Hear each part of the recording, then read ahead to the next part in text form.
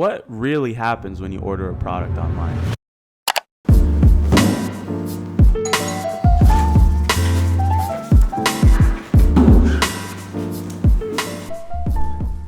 I just bought this product online. Let's see what's inside. All of that just for this? I think we have a problem.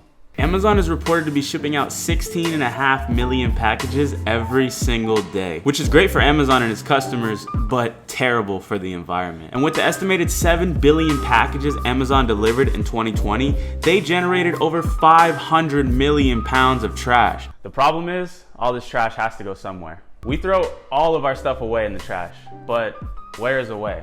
Trash ends up in one of three places: landfills, incineration plants, and our environment. Landfills are a solution, but they take up a lot of space and we don't necessarily have that much more left. So a lot of it ends up going to incineration plants to get burned, which also seems like a great idea. But the problem with that is the fumes that are burned by those plants are extremely harmful to our air quality and the atmosphere. And the rest of the trash that doesn't end up there, it shows up all throughout our environment. We'll see this trash in our streets, in our parks, in our forests, in our beaches, and above all else, in our oceans. And living in Miami, going to a few cleanups, I've seen this firsthand. It is absolutely insane. According to National Geographic, by 2050, there will be more trash than fish in our ocean on a pound-to-pound basis. And a lot of it comes from packaging. Of course, people littering doesn't help either, but you'll see a ton of styrofoam, plastic wrap, boxes, and anything that you could ever think of inside of our ocean. And I live in Miami, so I've literally got the ocean right around the corner. I think it's much better if we just go outside and take a look at this firsthand. Right now we're at one of the local beaches in Miami, and as you can see firsthand, these places are just littered with all different types of trash. I mean, we have bags, we have cans, we have cups, we have plastic, we have paper. I mean, it seems like it literally never ends. And as you can see examples of even packaging like we talked about before, from boxes that makes its way all the way out here to the ocean. The fish get caught up in this stuff, they eat it, they get sick, and they eventually end up dying. And thankfully, I have one of my best friends, Theo, from Send It for the Seas here, organization that's all about cleaning up the ocean and helping the environment get in the state that it deserves to be. And he's gonna talk a little bit about this problem and some of the solutions that we can do to fix it. All right, guys, I'm here with my friend Theo. What's going on, bro? Chilling, brother, having a good day, man. You know about people shopping online, it's something that's never gonna stop. But what are some things that people can do to actually take away from the amount of pollution that they're doing from making these purchases? What are some tips you have for people? I mean, it starts with your wallet, right? You go to a store and you're buying stuff all the time. It's just the matter of making the conscious decision of buying stuff that's less packaged in plastic. Mm-hmm. So how could people do that? Basically, just picking stuff that's packaged in cardboard over plastic.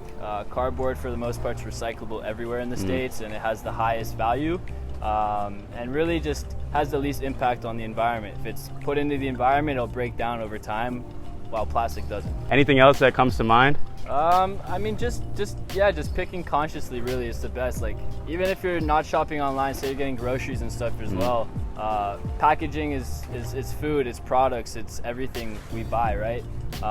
Just picking stuff that's not wrapped in plastic overall. You know, if you can get fresh fruits that aren't wrapped in plastic, that's a plus, you know? Anything really. You know? Yeah. And also, we could just buy less stuff, right? A lot of the things we end up buying we really don't need on the internet. We buy all these little gadgets, all these little toys and things that we end up using for a couple months and end up getting rid of. But the impact that it has from that simple purchase can go a long way. So I think these are some things that people watching can apply. And for the business owners, I have some tips for you guys as well. So we'll talk about it in a second.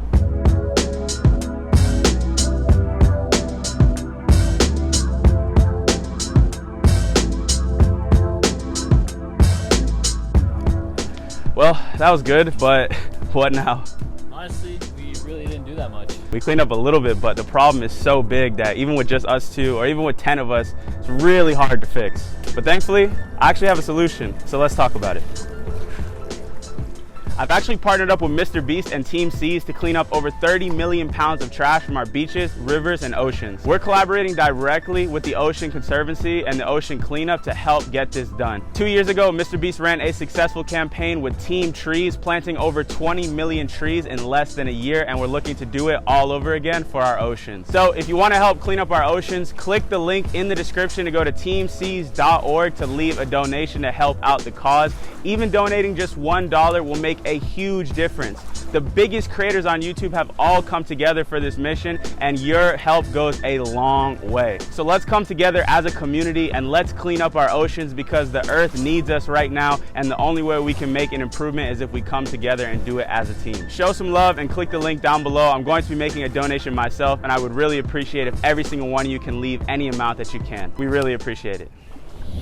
Now, I know a lot of you are business owners like me, and as business owners, we have a huge responsibility as well. If you're running an e-commerce business, there are many things you can do to significantly reduce your impact on the environment. Now, I'm not perfect with this, but I have done the best that I can with my brand, and we have made significant improvements in this aspect. We removed a lot of the excess plastic from our packaging and even started shipping our product inside of a satin bag. The idea of this is so people don't end up throwing it away. So let me share with you 2 simple things you can do to make your business much more eco-friendly. Firstly, you should try to find the most sustainable packaging for your product. Just reach out to your supplier or agent and ask them which options are available. Sometimes they'll be able to help you, but other times you might have to go directly to Alibaba and order the packaging yourself. Really try your best to find packaging that is biodegradable and made with recycled materials. It might be a little more expensive, but your customers will really appreciate this and typically pay a little bit more money for it. And of course, figure out any excess plastic or packaging that you don't need to include inside of your orders, like bubble wrap, styrofoam, plastic bags. A lot of times you don't really need any of this stuff unless your product is extremely fragile. I mean, we can never be perfect, right? And these problems are not going to be fixed overnight. But if we all do our part, we can make real incremental change over time. One last reminder, make sure to check out teamseas.org to learn more about this fundraiser. This is a project that I'm super excited about, and I really want to see us hit that goal of 30 million pounds of trash removed from the ocean. Any type of donation would help this movement tremendously. So join Team Seas and help us make an impact on this massive problem, so our future generations can live life and fully enjoy this beautiful planet. Thanks for watching.